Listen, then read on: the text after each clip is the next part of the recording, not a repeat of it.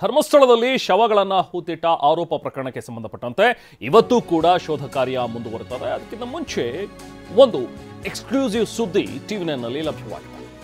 ಅದೇನಂತ ಹೇಳಿದ್ರೆ, ಧರ್ಮಸ್ಥಳ ಔಟ್ಪೋಸ್ಟ್ ಠಾಣಾ ಸಿಬ್ಬಂದಿಯ ಒಂದು ಪಟ್ಟಿ ಕೊಡಿ ಅನ್ನುವಂಥದ್ರ ಬಗ್ಗೆ SIT ಕೇಳಿದೆ. ಠಾಣೆಯಲ್ಲಿ ಯಾರ್ಯಾರು ಕೆಲಸ ಮಾಡ್ತಾ ಇದ್ರು 1995ರಿಂದ ಇಲ್ಲಿವರೆಗೂ ಕೂಡ ಯಾರೆಲ್ಲ ಕೆಲಸ ಮಾಡ್ತಾ ಇದ್ರು, ಯಾರು ಠಾಣಾಧಿಕಾರಿಗಳಾಗಿದ್ರು, ಯಾರು ಕಾನ್ಸ್ಟೇಬಲ್ಸ್ ಇದ್ರು, ಎಷ್ಟು ಜನ ಇದ್ರು, ಇದೆಲ್ಲದ್ರ ಬಗ್ಗೆನೂ ಕೂಡ ಡೀಟೇಲ್ಸ್ ಕೊಡಿ ಅಂತ ಹೇಳಿ ಕೇಳಿದ್ದಾರೆ. ಈಗ ಪೊಲೀಸ್ ಪಟ್ಟಿಯನ್ನು SIT ಅಧಿಕಾರಿಗಳು ಕೇಳಿದ್ದಾರೆ. ಯಾಕಂದರೆ ಆ ಟೈಮ್ನಲ್ಲಿ ನಡೆದಿವೆ ಅಂತ ಹೇಳಲಾಗ್ತಾ ಇರುವಂಥ ಪ್ರಕರಣಗಳಿವು. ಸೊ ಹಾಗಾಗಿ ಒಬ್ಬ ದೂರುದಾರ ಏನು ಹೊರಗಡೆ ಬಂದು ಅನಾಮಿಕ ವ್ಯಕ್ತಿ ಕಂಪ್ಲೇಂಟನ್ನು ಕೊಟ್ಟಿದ್ದಾನೆ, ನಾನು ಹೀಗೆ ಶವಗಳನ್ನು ಹೂತಿಟ್ಟಿದ್ದೀನಿ, ಅದನ್ನು ತೋರಿಸ್ತೀನಿ ಅಂತ ಹೇಳಿರೋದ್ರಿಂದ ನಡೀತಾ ಇರುವಂಥ ಉತ್ಖನನ ಕಾರ್ಯ.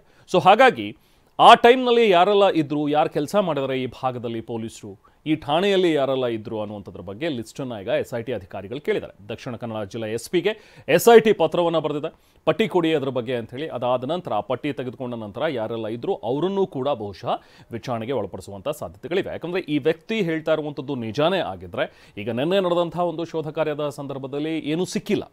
ಸೊ 8 ಅಡಿ ಡೀಪ್ ಹೋದರು, 15 ಅಡಿಯಷ್ಟು ಕೂಡ ಅಗದಿದ್ದಾರೆ ನೆನ್ನೆ, ಬಟ್ ಏನೂ ಸಿಕ್ಕಿಲ್ಲ ನೆನ್ನೆ. ಸೊ ಇವತ್ತು ಎರಡನೇ ದಿನದ ಕಾರ್ಯ. ಇವತ್ತು ಕೂಡ ಆತ ಮಾರ್ಕಿಂಗ್ ಮಾಡಿರುವಂಥ ಜಾಗಗಳು, ಅಲ್ಲಿ ಆತ ಈಗ ಏನು ತೋರಿಸ್ತಾನೆ ಅಲ್ಲಿ ಅಗಿಯುವಂಥ ಕೆಲಸ ನಡೆಯುತ್ತೆ. ಧರ್ಮಸ್ಥಳದಲ್ಲಿ 100 ಶವಗಳನ್ನು ಹೂತಿಟ್ಟಿದ್ದೀನಿ ಅಂತೇಳಿ ಈತ ಕಂಪ್ಲೇಂಟ್ ಕೊಟ್ಟಿರೋದು.